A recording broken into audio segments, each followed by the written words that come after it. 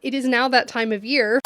Today I want to share with you my 2024 goal results, as well as my goals for 2025. All of these goals are going to be about sort of reading, writing, creativity in general, but I've got a few specific areas where I set goals last year to go through. If you don't know who I am, my name's Sam. I'm a romance author based in the UK. I am a full-time writer, though I didn't know that was going to be the case when I was setting my 2024 goals. I actually lost my job in tech at the end of May and was able to really quickly and successfully pivot to being self-employed. So I now write and consult on a freelance basis and then spend the rest of my time working on my books. But it's really interesting to think that when I set these goals at the beginning of the year or at the end of last year, my expectation was that I was still going to be working full time, and seeing how I progressed on some of those goals, I don't know what I was thinking. So let's go through what they are. And let's start with my writing goals, because actually I think I was very realistic in my writing goals, which was to write and edit my next book. So at the end of 2023, beginning of 2024, I had finished the first draft. I handed in the first draft of You've Got Chainmail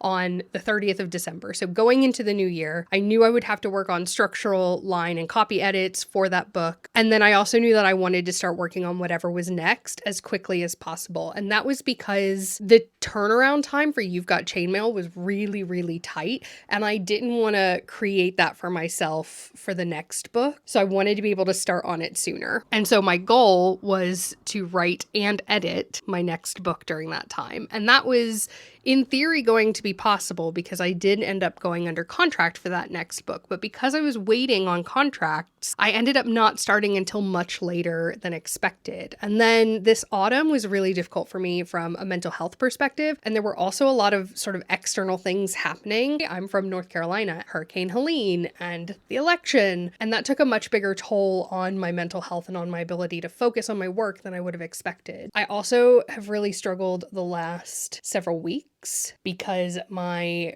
grandfather passed away. And while we knew that that was coming for a while, he's had dementia for several years now. I'm very confronted with that every single time I sit down to write, because one of the main characters in the book that I'm working on now is a carer for someone with dementia. As a result of all of those things, I was only able to finish writing the first draft of the next book. I've had to ask for extensions for my deadline, which has meant that I have a Christmas time deadline again, which I didn't really want to do to myself. But so 2024, write and edit the next book was my goal.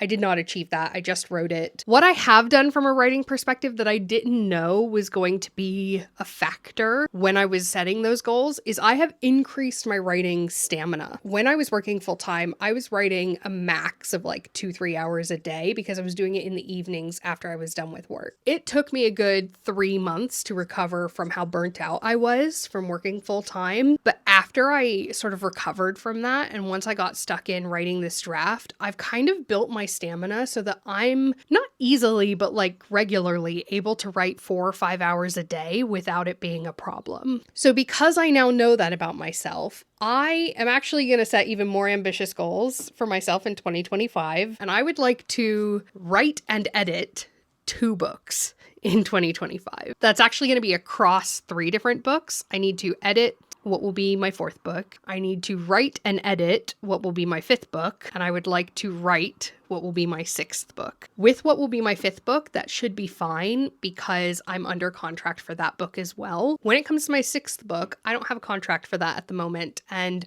in 2024, that really set me back in terms of wanting to get stuck in, because especially since I was all of a sudden self-employed, like being under contract for something was really important to me.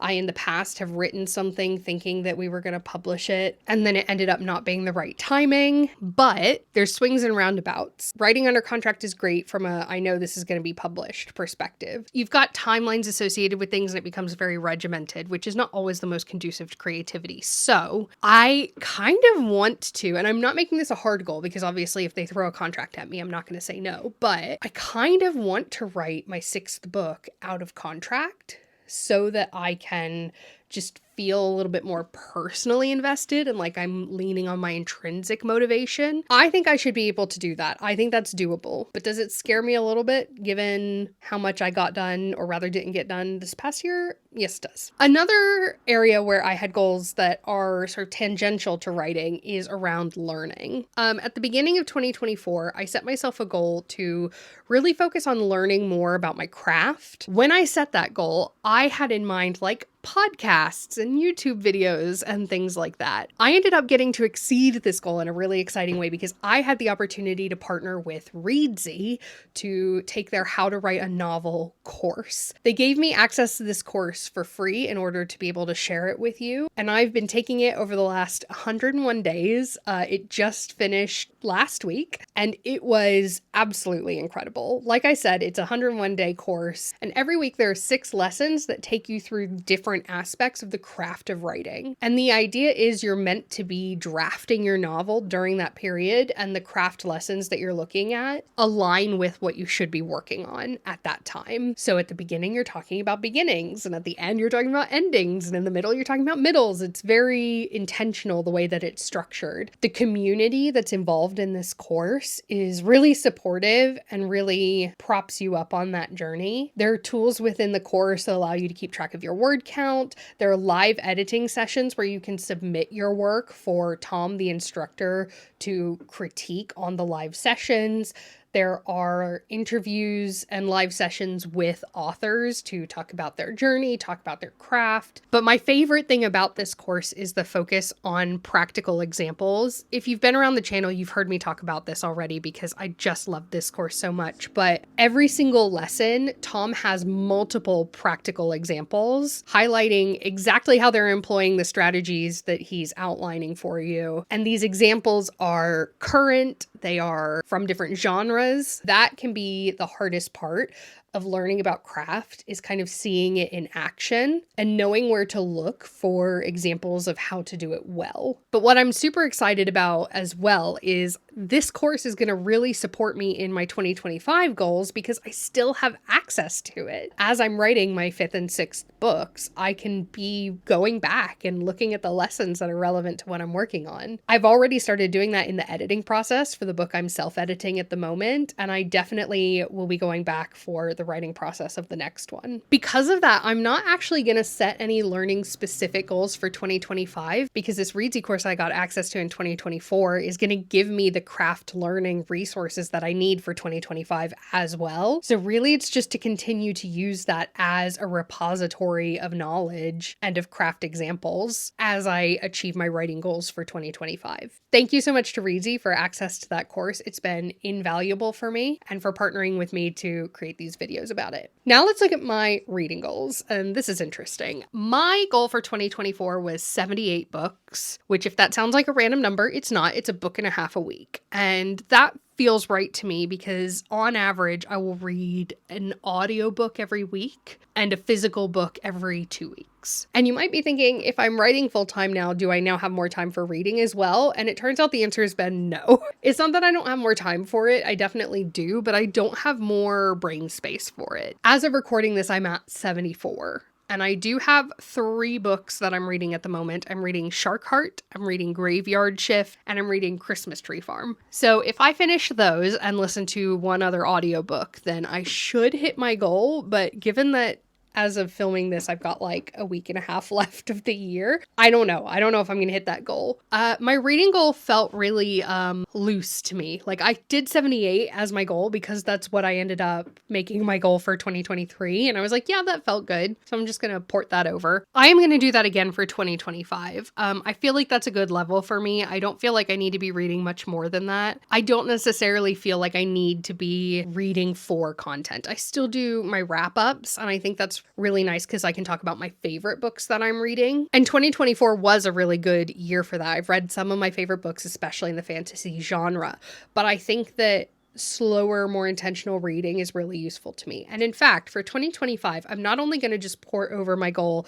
of 78 books, but I've also got an additional goal that I want to set, which is that I want to pick up at least 30 books that I own already as of recording this video, and I need to either read them or DNF and unhaul them. And we're going to get into book buying in a minute, but I think that that should really help with it because I do have so many books on my shelves that I have not read. One thing that I want to do to help with this is I really want to set up this year a little free library at the front of my garden. So I've actually got one added to my cart on Etsy already. I really want to do that. And I think if I have a little free library outside my house, it'll really incentivize me to kind of get rid of books that I know I'm not going to read. Whereas at the moment, I tend to just hold on to things. I do think that segues nicely into book buying goals. If you don't know this, I did a year-long book buying ban during 2023, where I only allowed myself to use the library, to read any pre-orders that came through, and to listen to audiobooks with my existing subscriptions. And at the end of 2023, I'd enjoyed that so much that I said I'm going to mostly try to do that for 2024 as well. And I'd pre-ordered fewer books as well and set more strict rules for myself about what I'm allowed to pre-order. I didn't really succeed at that. I think especially towards the end of the year, like I said in my reading goals, I read a lot of new favorite books, especially in the fantasy genre, and I ended up buying copies of a lot of those. I took a trip to Edinburgh where I did a lot of shopping at the bookshops there. There have been quite a few instances of book buying over this past year, which I don't necessarily think is a problem. I don't want to limit myself from buying new books, because I actually really love doing that. And I think that the important thing to me is that I'm not really buying them on Amazon anymore. I'm using my local indies or bookshop.org to buy these things. But I want to set some rules for myself around that because I found myself going a little bit overboard towards the end of 2024. So for 2025, my book buying goals are as such. First of all, pre-orders. I've got very specific pre-order rules for myself that I'm going to stick to, which is I have to have read and enjoyed at least one other book by that author, which might not sound very strict, but that actually eliminates a lot of the pre-orders I was doing, which were for debut novels, or honestly, just books that looked good. Apart from my pre-orders, I'm going to allow myself to buy 12 books across the year. Now, I can buy these one a month. I can buy them all at once, but I get 12 books. So my birthday's in July, so I think it would be nice to wait and see what I want to buy for myself for my birthday and then see what I want to buy for myself for Christmas, because that allows me to purchase any books that I've read through the library or audiobooks and loved, which was a lot of the book buying that I did this past year. I'm going to carry on with my audiobook rules, which is I do have an Audible subscription and I am just going to keep that. I also have Spotify Premium just for the music, so I do use that for audiobooks as well. I do also have a BookBeat subscription, and I felt like it was okay to have all of those because the UK audiobook library selection in my district is pretty poor. However, I just got, while I was in America in November, I just got my US library card connected. And so I now have access to my US libraries versions of Hoopla and Libby, and they have much better selections. So I might get rid of my BookBeat subscription, or I might pause it for a few months and see if I miss it. And if I don't, then I'll just get rid of it. But obviously, when I'm looking for audiobooks, I first look at library options, then I will look at Spotify, then I'll look at BookBeat. Then as a last resort, I will do it on Audible. All of those rules should allow me to focus my reading as much as possible, at least my physical reading, on the books that are already on my shelf, because there are plenty of them. I told you that I picked up some other creative hobbies in 2024, so I want to talk about that as an area for goal setting as well, because in 2024, I did specifically make the goal of making more time for my creative hobbies. At that point, I mostly meant jigsaw puzzles and the crossword and gaming, both video games. I play a lot of The Sims. I play a couple of other cozy games, and also tabletop gaming. In terms of tabletop gaming, I do feel like I went a little bit overboard. I overcommitted. At the very beginning of the year, I started a weekly game on a Friday night and then 2 monthly games, one of which I was running. Running a game was a choice. I've canceled it 2 months in a row now just because I didn't have the time while I was working on my book. I think the struggle with that is that I always want to do it to a really high storytelling level, and I really like homebrew stuff, but it pulls from the same energy as writing my book. So I have to be really careful with that. And I might consider, if my group wants to continue next year, trying a pre-written adventure, which I've never done before. That's tabletop gaming.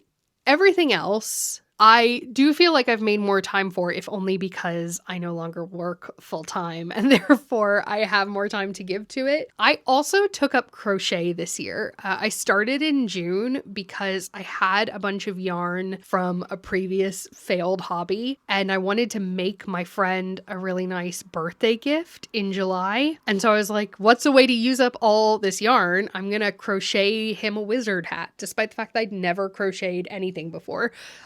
So my first crochet project was a wizard hat, but I really caught the bug and now I crochet all the time, like every single day. I don't think I've gone more than 48 hours without crocheting since June. That's kind of taken over my life, but I think in a good way because I tend to do it either instead of jigsaws or while I'm like watching TV or YouTube. So very rarely now am I just sitting there watching TV, which I did do before because that's kind of my brain off time. Instead, I will be watching TV and crocheting at the same time. So I kind of succeeded on my 2024 creative hobby goal. However, I feel a little bit like I rotted this year. Like I just was inside rotting most of the year.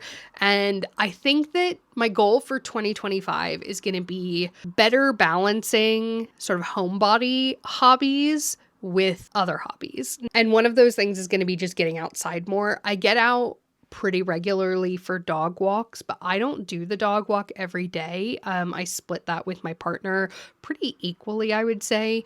Actually, at the moment while I'm on deadline, it skews more towards him doing it more. So I really want to come up with other opportunities to like get myself outside more on a regular basis, whether that's, trying to do some of my cozy hobbies outside, or if that's going to be around gardening because I want to have a little bit more of a garden this year than I did last year. We'll see. One thing that should help with that is I actually am planning on getting my UK license this year. I think that will help because I don't live somewhere with lots of good public transportation, so I need to be able to drive myself if I want to go places. But otherwise, I like the balance that I have of my creative hobbies. Crochet is really fun. I have some specific goals for myself around buying yarn because, like buying books, that is an area where the buying and the actual consumption are two separate hobbies. But there you have it. Those are the results from my 2024 goals and my 2025 goals for writing, learning, reading, book buying, and creative hobbies. So I hope that you found some sort of inspiration for your own goals, or maybe they feel relatable to you in some way. As always, thank you so much for watching, and I'll see you next time. Bye!